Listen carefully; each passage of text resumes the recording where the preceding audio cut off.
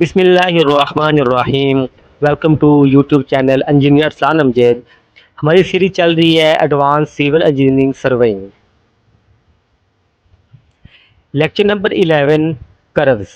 तो आइए हम इसके कंसेप्चुअल एमसीक्यूज को सॉल्व करते हैं। Question number 1, radius of 1 degree curve is. इसमें हमसे ये पूछ रहा है कि radius of 1 degree curve is. तो मैं आपको बताता चलूँ कि ये कर्व का जिक्र हो रहा है जो हम रोड को बनाते वक्त, जब हम रोड को मोड़ते हैं तो रोड को मोड़ते वक्त जो हम कर्व देते हैं, गोलाइयाँ बनाते हैं, तो ये उसके रेडियस का पूछ रहा है कि उसका रेडियस फाइंड करने के लिए कौन सा फार्मूला है। 1720 मीटर, 1500 मीटर, 1000 मीटर, 100 मीटर। तो इसमें हमारा करेक्ट ऑप्शन है ए, 1720 मीटर। तो आपने याद रखना है कि इससे रेडियस ऑफ डिग्री कर्व के दो फार्मूले हैं, एक मीटर में होता है और एक फीट में होता है। तो अभी आपकी स्क्रीन पे है 1720 मीटर, तो ये हमारे पास रेडियस का फार्मूला है जो कि मीटर में है। Question number 2, radius of a 3 degree curve in feet. अब वही फार्मूला जो हमने पीछे पढ़ा है वो हमारे पास था मीटर में, इस क्वेश्चन में पूछ रहा है कि इन फीट। अगर वही degree of radius of curve है, अब वो कह रहा है कि अब वो फुटों में है। अगर वो फीटों में होगा तो उसका फार्मूला क्या है, तो वो हमारे पास इसका करेक्ट फार्मूला होता है 5730 फीट आवर डिग्री। तो अब उसने हमें 3 डिग्री क्वेश्चन में दे दिया है। अब हम 730 को 3 पे डिवाइड करेंगे तो हमारे पास आ जाएगा 1910। ये हमारे पास क्या है, radius. Question number 3, the relation between radius R and degree D of a curve is. अब वही फार्मूला उसने हमसे फिर पूछ लिया है कि इसका आपस में रिलेशन क्या है। R equal to 1720 over D. अब जो ये डी है ये ज़ाहिर करता है डिग्री को, आर करता है रेडियस को, और 1720 इसका आपके पास फार्मूले का है। अगर ये मीटरों में है तो हमारे पास आएगा 1720, अगर वो फीटों में पूछता है तो इधर हमारे पास आ जाएगा 5730। Question number 4, the straight line joining tangent points of a curve is called. Tangent length, curve length, long part, straight length. अब वो हमें कह रहा है कि एक सीधी लाइन होती है जो कि टेंजेंट पॉइंट को मिलाती है। अब उस सीधी लाइन को क्या कहते हैं जो कि एक एक कर्व के टेंजेंट दोनों पॉइंटों को मिलाती है, तो उसको हम कहते हैं लॉन्ग कार्ड। जैसे कि मैंने साथ में पिक्चर को ऐड किया हुआ है, इसमें आपके कर्व के पार्ट्स को लेबल किया हुआ है। तो इसमें आप देख रहे हैं कि सीधी लाइन है जो कर्व के दो पॉइंट्स को मिला रही है, इसको हम कहते हैं लॉन्ग कार्ड। क्वेश्चन नंबर 5 है, the curve which is introduced at the point of a change of gradient is called. Simple curve, transition curve, vertical curve, compound curve. तो आपने याद रखना है कि हमारे पास बेसिकली दो किस्म की कर्व्स होती है, एक होती है हॉरिजॉन्टल कर्व और दूसरी होती है वर्टिकल कर्व। तो आपने ये बात अच्छे से अपने माइंड में रखनी है कि जो हॉरिजॉन्टल कर्व होती है इसमें बाकी जितनी भी किस्में होगी, लेकिन उनका यूज़ के हिसाब से देखें तो एक ही होगा कि जब हम अपने रोड को टर्न करते हैं। अब जब हम रोड को गुलाई देते हैं, रोड को मोड़ते हैं, तो उस जगह पे हम जो भी गुलाई देंगे वो हॉरिजॉन्टल ही होगी। हॉरिजॉन्टल में भले वो कोई भी किस्म हो सकती है, लेकिन अगर जब रोड हमारा जा रहा है, जब हमारी ग्रेडियंट में तब्दीली आएगी, हमारा जो ग्रेडियंट है वो डाउन हो रहा है, अप हो रहा है, जब हम ग्रेडियंट की वेरिएशन पे कर्व को देंगे तो वो हमारे पास होगी वर्टिकल कर्व। और मैंने आपको पहले भी बताया है कि जो ग्रेडियंट वो होता है जो कि रोड की लंबाई के रुख ढलवान होती है। अब ये लंबाई के रुख जो भी ढलवान होगी, रास्ते में आके अगर ढलवान डाउन जा रही है ज़्यादा, तो उस जगह पे जो भी कर्व दिए हम देंगे उसको बोलेंगे वर्टिकल कर्व। और इसी तरह अगर ग्रेडियंट बिल्कुल सीधा है, हम ग्रेडियंट में कर्व नहीं दे रहे, हम सिर्फ मोड़ पे दे रहे हैं, टर्न पे दे रहे हैं, उसमें कोई भी किस्म हो सकती है, तो वो हमारे पास होगी horizontal curve. Question number 6, on reducing the radius of a curve the value of super elevation will. अब वो कह रहा है कि जितना आपके पास से कर्व का रेडियस कम होगा उसके मुकाबले में सुपर एलिवेशन की वैल्यू पे क्या असर होगा, क्या इम्पैक्ट होगा। तो इसमें हमारे पास करेक्ट ऑप्शन है ए, इंक्रीज। जैसे ही हमारे पास रेडियस ऑफ कर्व कम होता चला जाएगा, रिड्यूस होगा, उतना ही हमारा सुपर एलिवेशन ज़्यादा होगा। तो सुपर एलिवेशन क्या होता है, जब भी आपने देखा होगा कि आपके जब रोड पे जा रहे होते हैं, सामने से कर्व आ जाती है, आपका रोड टर्न ले रहा होता है, तो रोड का जो बैरूनी किनारा होता है उसको हम ऊंचा कर देते हैं बनिस्बत अंदरूनी किनारे के। उसका अंदरूनी किनारा जो है वो डाउन होता है और जो बैरूनी किनारा होता है वो ऊपर होता है, उसको हम रेज कर देते हैं। तो इस चीज़ को कहते हैं सुपर एलिवेशन। तो जैसे ही आपका शार्ट मोड़ आएगा, शार्ट कर्व आएगी, उस पे आपके एलिवेशन की मिकदार अमाउंट ज़्यादा हो जाएगी। Question number 7, apex distance in the curve is given bye. अब वो कह रहे हैं कि अपेक्स डिस्टेंस जो है, अब कर्व का इसको कौन सा फार्मूला रिप्रेजेंट करता है, किस फार्मूले के ज़रिए हम अपेक्स डिस्टेंस है जो फाइंड कर सकते हैं। तो इसमें हमारे पास ऑप्शन ए है, R into second theta over 2 - 1। Question number 8, the length of a transition curve is given by the relation. अब वो कह रहे हैं कि ट्रांजिशन कर्व की जो लेंथ होती है इसका फार्मूला कौन सा है। तो इसका हमारे पास करेक्ट ऑप्शन है L is equal to V3/A/R। तो ट्रांजिशन कर्व का जो फार्मूला है ये बहुत से एग्जाम में काफ़ी दफ़ा पूछा गया है, तो आपने इसको अच्छे से याद करना है। V3, अब V की ये पावर है 3/AR। Question number 9, the formula to calculate shift of curve is. अब वो कह रहे हैं कि कर्व की शिफ्ट को कैलकुलेट करने का फार्मूला कौन सा है। तो इसका हमारे पास करेक्ट ऑप्शन है ए, L²/24R। Question number 10, length of card. अब वो कह रहे हैं कि पहले हमने पढ़ा है कि जो कर्व के दो टेंजेंट पॉइंटों को लाइन मिलाती है, सीधी लाइन होती है, स्ट्रेट होती है, उस लाइन को क्या कहते हैं। हमने पिछले क्वेश्चन में पढ़ा था कि उसको हम कार्ड कहते हैं। अब वो कह रहा है कि उस कार्ड की लंबाई फाइंड करने के लिए हम कौन सा फार्मूला यूज़ करते हैं। तो इसके लिए हमारे पास फार्मूला यूज़ होता है 2r sin θ/2। Question number 11, the sum of intersection angle and deflection angle. तो ये वाला क्वेश्चन हमारे पिछले भी 3-4 चैप्टर में रिपीट हो चुका है।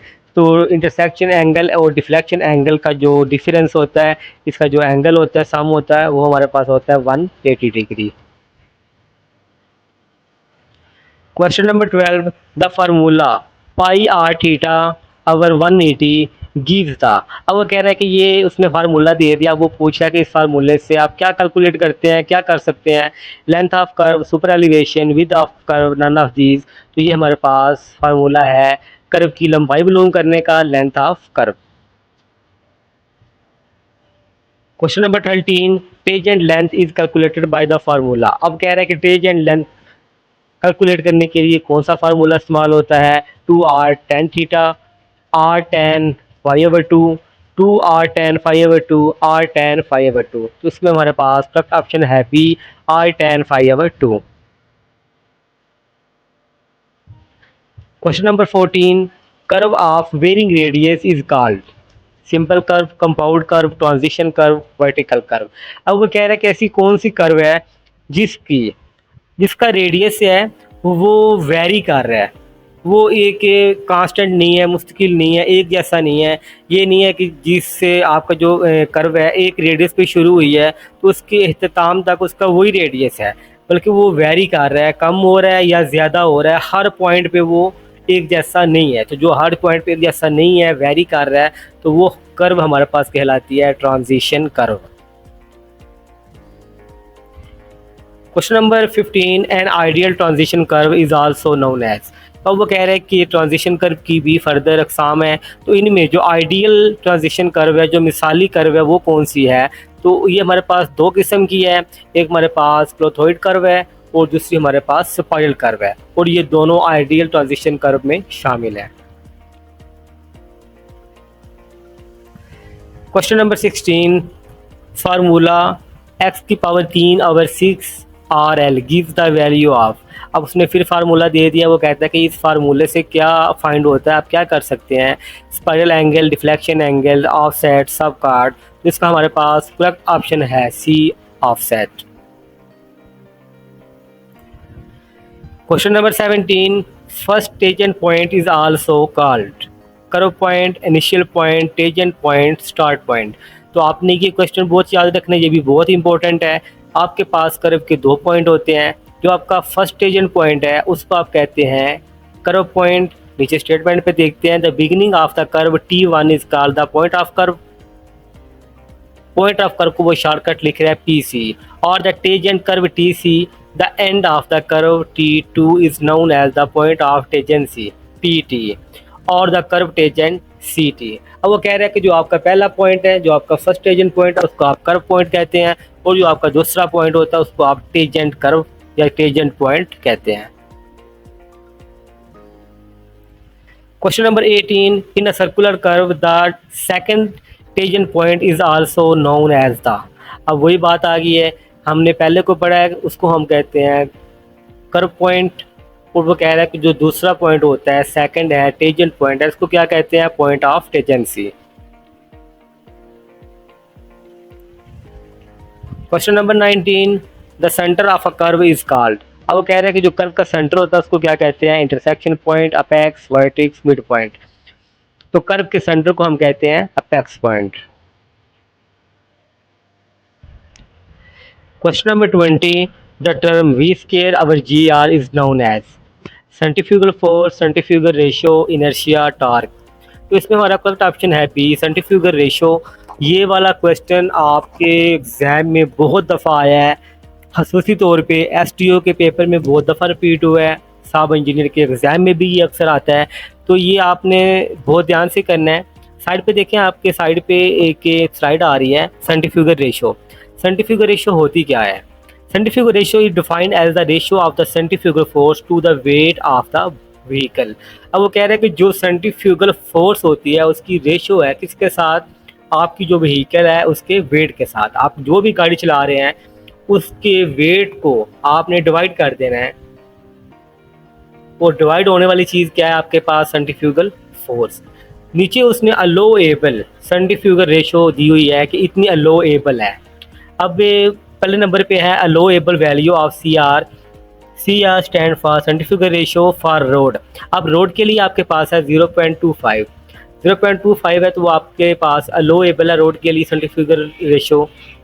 और आपके रेल के लिए, रेलवे के लिए आपके पास कितनी है, 0.125। तो ये आपने रेशियो अच्छे से ध्यान से याद करनी है, जो इसकी डेफिनेशन है ये भी आपने माइंड में रखनी है। Question number 21, permissible value of centrifugal ratio for roads is 1/8, 1/2, 1/4, 1/6। तो अब वो रोड का पूछ रहा है, तो रोड का हमने पीछे भी पढ़ा, स्लाइड अभी भी साथ में आ रही है, 0.25 है। For comfortable travel on highway the maximum centrifugal ratio is 0.25, और in railway centrifugal ratio should not exceed 0.125। Question number 22, centrifugal ratio for railways is. अब वो कह रहा है कि यही रेशियो आपकी रेलवे के लिए कितनी है, 1/8, 1/4, 1/6, 1/10। तो रेलवे के लिए हमारे पास है 0.125। Question number 23, super elevation H for railways is given by the relation.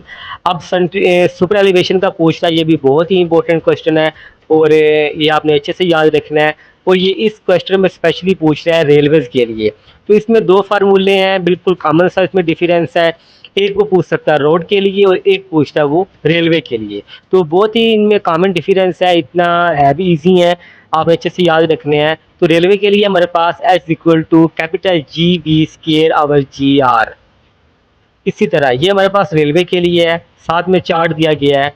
तो आपके जो रोड है, रोड के लिए आपके पास है BV स्केयर आवर GR, और रेलवे के लिए है GB स्केयर आवर GR। अब जो BV है ये आपने याद रखना है कि ये रोड का फार्मूला है, और GB स्केयर का पूछे तो ये हमारे पास रेलवे का है। Question number 24, super elevation for roads is. अब वो रोड का हमारे पास पूछ रहा है कौन सा है, तो हमने भी रिसेंट डिस्कस किया है, X equal to BV square over GR।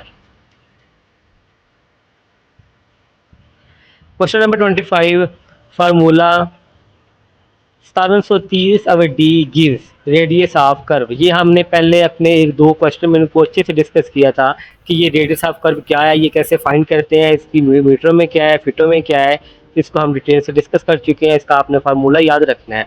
और ये जो फार्मूला ये रिप्रेजेंट करता है radius of curve. Question number 26.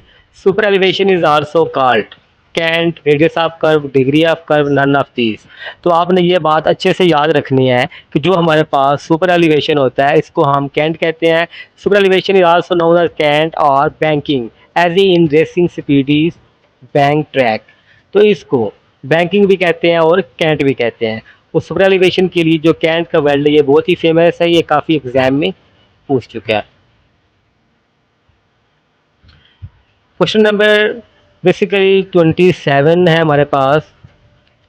Intersection angle of a curve is 136 degree, it's deflection angle is 44 degree, 46 degree, 136 degree, 224 degree.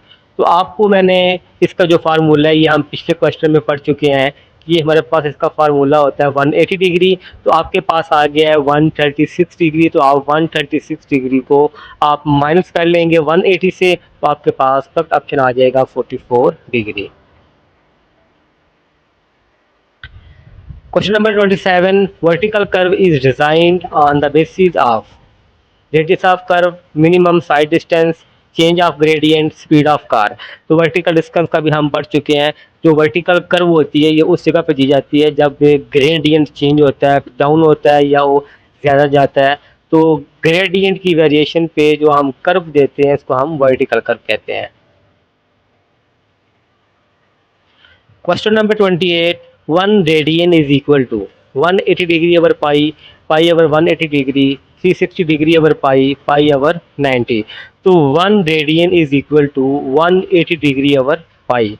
ये साथ में मैंने आपको एक स्लाइड दी गई है, ये स्लाइड आपने अच्छे से याद रखनी है। Radian equal to pi over 180 and degree equal to 180 degree over pi. ये दोनों का ऑपोजिट है, ये उल्ट हो जाता है, तो ये आपने अच्छे से याद रखना है। नीचे ये भी दिया गया है कि 1 radian equal to 180 pi degrees और approximately equal to 57.296 degrees.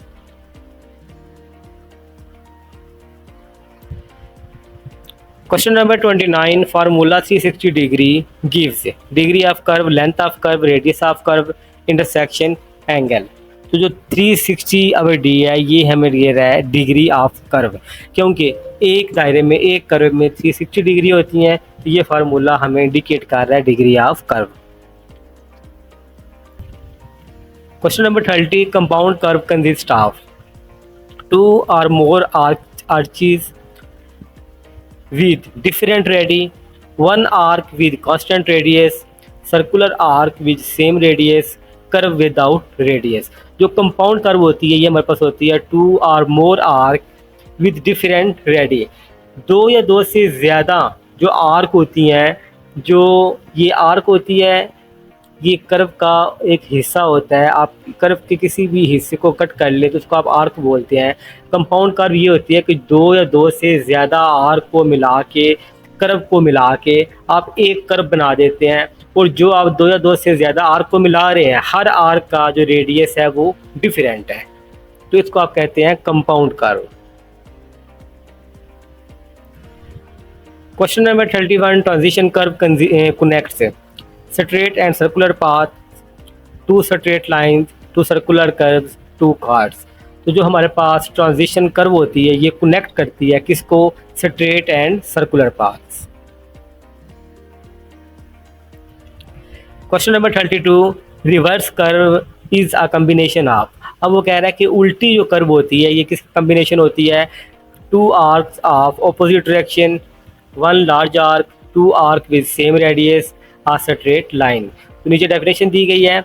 Reverse curve a type of horizontal curve formed when 2 simple curves, circular curves of different radii when and are 2 turning in opposite directions. इसका हमारे पास correct option है A, 2 arc of opposite direction. Question number 33। Parabolic curve is used in vertical alignment of roads, horizontal alignment, transition curve, railway tracks। Parabolic curves are used to connect two different grades or slope of a highway with a smooth vertical transition। The length of a parabolic curve depends on the design speed, the difference in grades, and the rates of change of grades। तो पीछे जो मैंने आपको एक definition बताई थी vertical और horizontal curve की, तो आपने ये भी याद रखना है कि एग्जाम में आपके ये भी आ सकता है कि इनमें से वर्टिकल कर्व कौन सी है। तो वो आपकी पैराबोलिक कर्व है। तो वो कह रहा है कि पैराबोलिक जो कर्व है ये किधर यूज़ होती है, वर्टिकल अलाइनमेंट ऑफ रोड्स के लिए। Question number 34, spiral transition curve is mostly used in railways and highways, river navigation, tunnels, building layout. तो जो हमारे पास स्पाइरल ट्रांजिशन कर्व होती है ये हमारे पास ज़्यादातर यूज़ होती है रेलवेज में एंड हाईवेज में। Question number 35, sharp curves requires. अब वो कह रहे हैं कि जो बिल्कुल तेज़ कर्व होती हैं, शार्ट होती हैं, उनके लिए क्या रिक्वायर होता है, higher super elevation, lower super elevation, no super elevation, cantilever bridge. तो ये हम पहले भी डिस्कस कर चुके हैं कि जितना ही रेडियस शार्ट होगा, कम होगा, उतनी ही आपके पास सुपर एलिवेशन की जो अमाउंट है वो ज़्यादा होगी। तो इसका हमारे पास करेक्ट ऑप्शन है A, higher super elevation. Question number 36, for safe road design, transition curve are introduced to reduce centrifugal force, increase speed, reduce friction, increase visibility। तो इसका हमारे पास करेक्ट ऑप्शन है ए, reduce centrifugal force। Thanks for watching. उम्मीद करता हूँ आपको videos बहुत अच्छी लग रही होंगी। प्लीज़ अगर आपको वीडियो अच्छी लगे लाइक करें, शेयर करें और चैनल को सब्सक्राइब करें। तो मिलते हैं नई वीडियो में। अल्लाह हाफिज़।